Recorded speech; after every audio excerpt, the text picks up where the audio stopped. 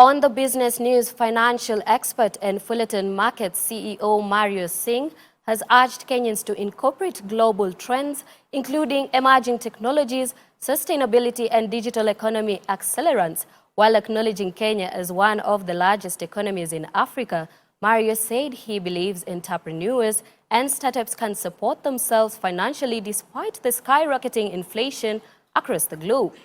Mario, who has 15 years experience in the margin trading industry, termed entrepreneurship as a learning process with many setbacks and requires hard work and dedication. So in Johannesburg, the main key thing was the FinTech conference. So I told my team that I didn't just want to fly halfway around the world to just speak in the FinTech conference. So I wanted to find out more about African culture. And when I spoke more about these things with them, they told me, why don't you go visit Kenya? So as I read and I studied more about the country, I mean, what really fixated me was, of course, Kenya is one of the larger economies here, English speaking, which is great, because that's not happening in Asia. You know, where I'm from Singapore. So the surrounding countries, we're all speaking different languages. So that's the beautiful part for me, right? So coming here, one of the key things, I'm doing a business conference that's actually happening in the next couple of days.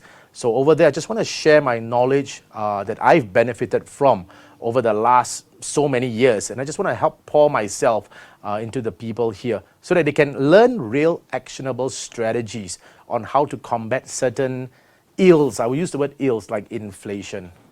Well, the reason actually comes from COVID. So let me explain why, so that people understand what has transpired historically over the last 3 years and what steps we can take to mitigate all these risks. So number one, let's start with COVID, okay? So when COVID happened and all economies were shut down, what were the governments doing? Whether it's governments in the US, in Europe, in London, in Africa, even in Singapore. Many governments were more or less printing money to kind of support the global economy. So you see, when you do that, you are affecting the imbalance of demand and supply. All right, so as an example, when you're printing too much money, what kind of happens is that inflation becomes artificially inflated. You know, because there isn't so much goods, there's just now more money floating around the system. So when there's inflation, so the first key thing, inflation happens then.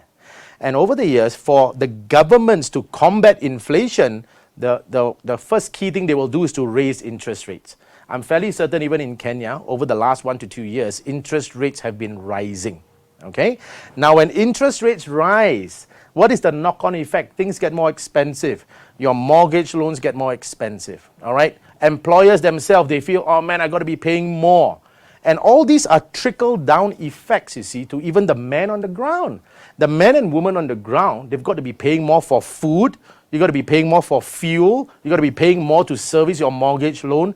All these are being impacted. So inflation is a real problem, not just in Kenya, in fact, in the entire world.